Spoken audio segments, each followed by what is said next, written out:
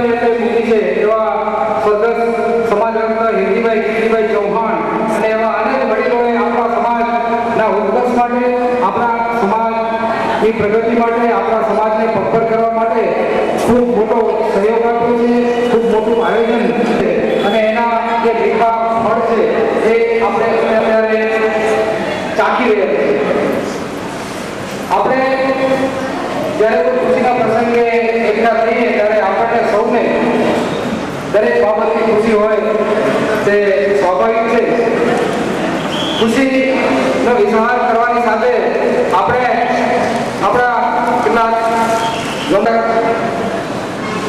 ની અંદર વસતા આપણા સમાજના સ્વતંત્ર મહાનુભાવોના અવસાન બદલ આપણે અવશ્ય શોકની લાગણી વ્યક્ત કરી આત્માને પરમધામમાં પ્રભુ શાંતિ આપે એવી પ્રાર્થના કરી 2 મિનિટનો મૌન પાડી અને એમને હંમેશા શ્રદ્ધાંજલિ આપી છે.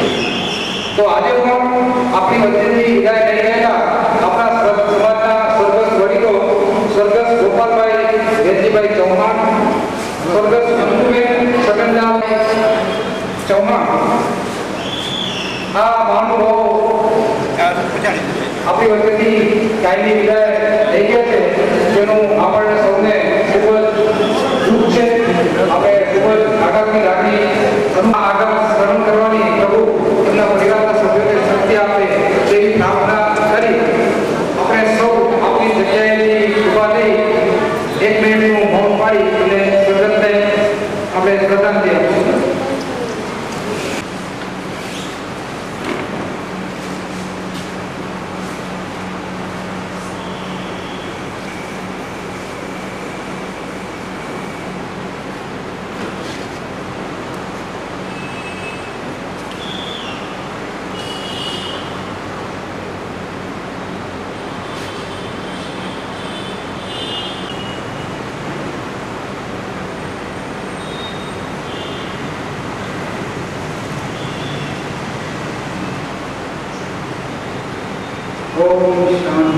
આપણે પ્રાર્થના કરી પ્રભુને એની જે રકમ છે એ આપણે આની અંદર વિનિમય કરતા આપણે આમાં ભરી આપીએ અને એના 1,41,500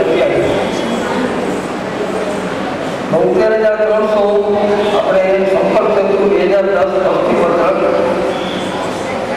ની જાહેરાત આપી એની 72,300ની રકમ આવક થઈ છે. 13,300 સભ્ય પેઢી આવક થઈ છે.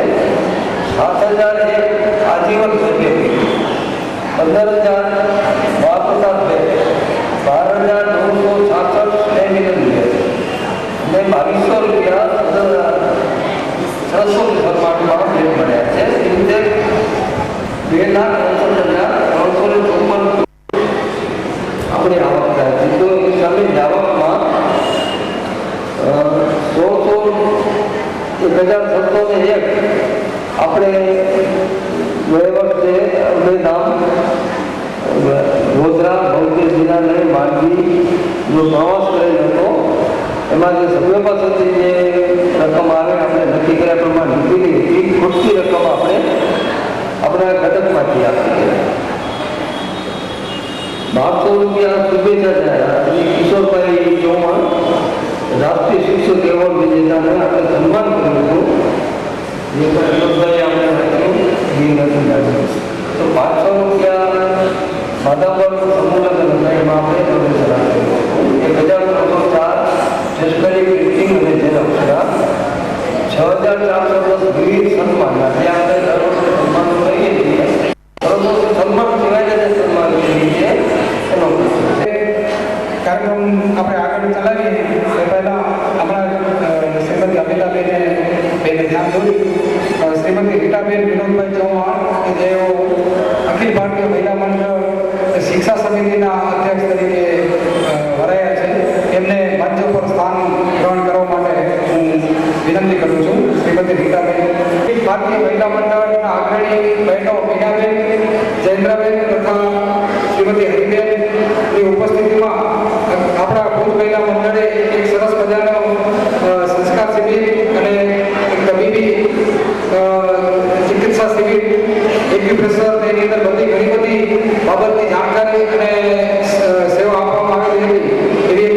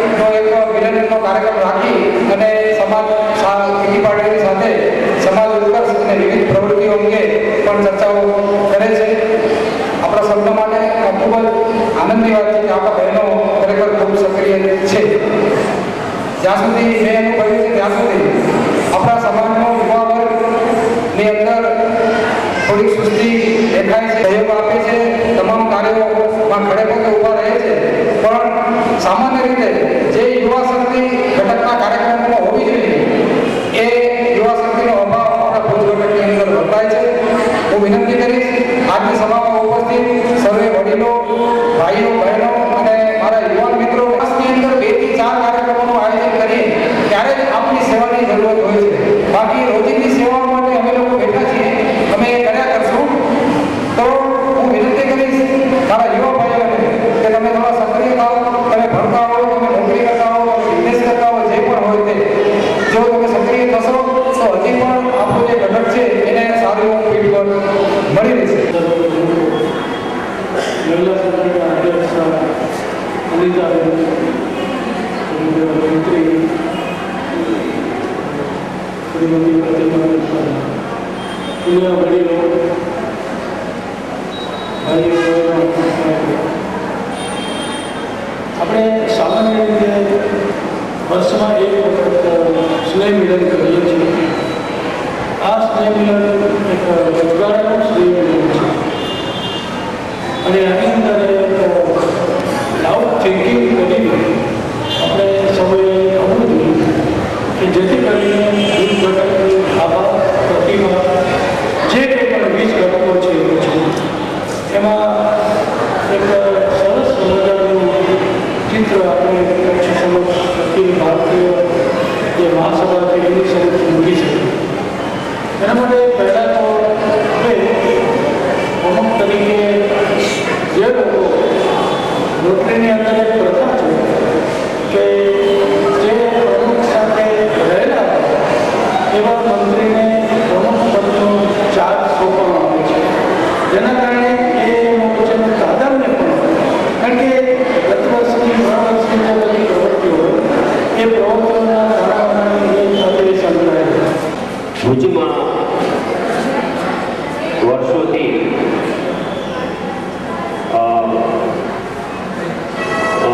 બે ત્રણ પેઢીથી રહેતા આપણા કુટુંબીજનો, સામાજિક ભાઈ બહેનો અને કુટુંબો અને છેલ્લા 15 વર્ષથી આવેલા વ્યવસાય ક્ષેત્રે આવેલા સમાજ બંધુઓનો આ નાનો કુટુંબકમ મેળો બહુ આનંદ આપે છે. હમણાં નાનજીભાઈ હંમેશા એમ કહે છે કે આર્થિક રીતે આપણે આપણું ઘર સદ્ધર નથી. ઘણી વખત ચર્ચા દરમિયાન કે ડાયસ ઉપરથી પણ કહે છે, પણ હું નાનજીભાઈને યાદ દેવડાવીશ કે આર્થિક પાસું અગત્યનું તો છે પણ આપણા બૌદ્ધિક પાસું છે એ બહુ સમૃદ્ધ છે અને આ સમૃદ્ધિને આપણે યોગ્ય જગ્યાએ આ પરંપરાગત જે પદાધિકારીઓ છે એનું સંકલન કરી નાખે તો જો એનું પરિણામ આવે છે એ આર્થિક પાસાને ઘણું બધું સદ્ધર કરશે.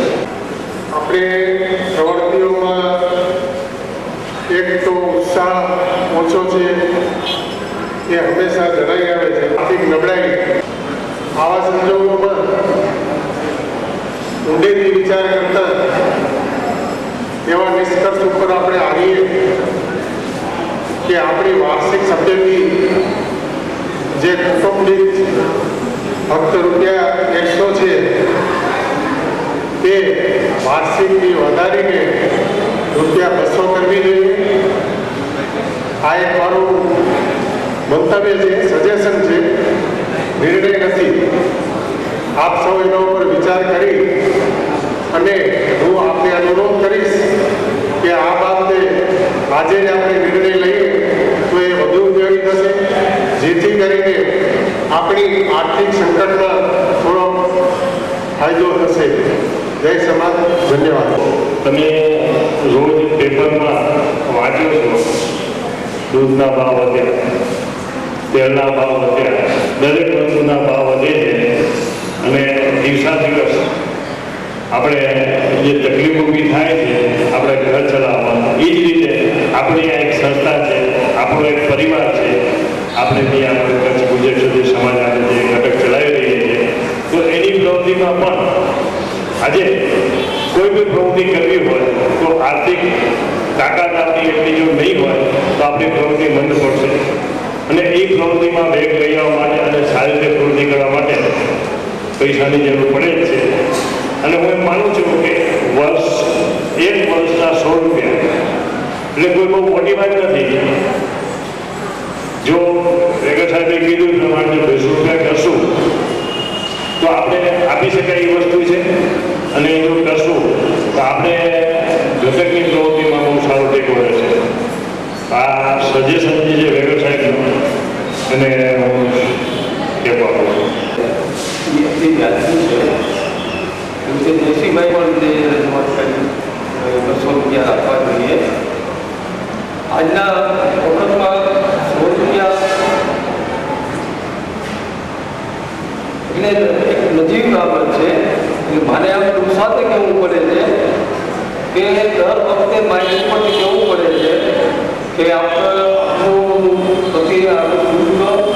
સભ્ય શુલ્ક આપણે જમા કરાવો. આજે આપણે વેલજીભાઈ બેઠા છે ત્યાં તમે જોશો તો 4 વર્ષના 5 વર્ષના 6 વર્ષના એને પોતાનું શુલ્ક આપેલું નથી. તો હવે આપણે 200 રૂપિયા કરવા જઈએ છીએ તો મારી ઘણી વિનંતી છે કે 200 રૂપિયા આપણે દર વખતે આપણે એપ્રિલ મહિનો આવે કે કોઈ સાથે મોકલાવી દઈએ. આપણે સભામાં નથી જતા એ મિલનમાં નથી આવતા તો કોઈ સાથે મોકલાવી આવે. તો મારી નમ્ર વિનંતી છે કે હવે પછી જેમનું શુલ્ક બાકી છે તે પોતાનું શુલ્ક આપી દે અને આપણે જે આપણે આ બધા ફંક્શનો કરીએ છીએ એ પ્રચારને પ્રત્યાવવા માટે પણ આપણે આપણો પોતાનો જે સહયોગ હોય અને બની શકે એટલો સહયોગ આપવો જોઈએ. આજે જ મને રજનીભાઈએ વાત કરી કે આપણે આ ડોનેશન લેવાનું કેટલું લેવાનું આપણે ત્યાં સુધી આપણે એવો કોઈ છે જ નહીં કે આપણે ડોનેશન લેવું છે યથાશક્તિ જેને જે આપવું હોય. હવે સાથે સાથે વિગત સાહેબને રજૂઆત છે કે 200 રૂપિયા ફી કરવી જોઈએ. કોઈ સાથે સાથે આપણે બંધારણની જોગવાઈ પ્રમાણે આજીવન સભ્ય ફીની પણ આપણે એમાં વધારો કરવો પડે. અત્યારે આપણે આજીવન સભ્ય ફી 1000 રૂપિયા છે તો એનો આપણે 1000 બદલે આપણે 2000 રૂપિયા કરવા જોઈએ. કરીએ પછી જે બંધારણમાં જે જોગવાઈ છે એના પ્રમાણે આપણે કારોબારી બનાવવાની થતી હોય છે. તો વિનંતી કરીશ આપ સૌને કે આપણે યોગ્ય લાગે એવા સમાજના આપણે સેવાભાવી વ્યક્તિત્વ નામ આ પ્રમુખશ્રીના નામ તરીકે અત્રે આ દરખાસ્ત મૂકી છે જેમાં મને એમ લાગે છે કે આપણા જે મંત્રી તરીકે અત્યારે કામ કરે છે એ એકદમ કામ કરે છે. દરેક જગ્યાએ તેનો વર્ગ છે, દરેક જગ્યાએ ઓળખાણ છે. તે પણ મહામંત્રી તરીકે કામ કરે છે. એટલે આપણે તો એને પ્રમુખ તરીકે જોવા માટે શું અને આપણે તો એનું સજેશન કરશું તો મને એમ લાગે છે કે આ વિનોદભાઈ એક ભૂલકરે તરીકે જવાન તરવૈયા અને એકદમ બરાબર થશે એવી મારી ધારણા છે. એટલે હું વિનોદભાઈ જવાનું નામ હું સજેશન કરું છું. તમને યોગ્ય લાગે તો ટેકો આપી અને કરશો. ધન્યવાદ.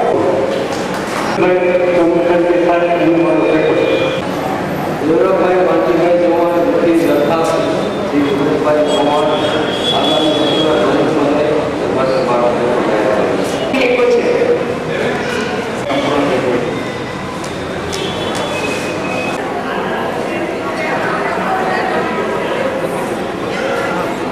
આપણા બંધારણની કલમ 14 પ્રમાણે આપણે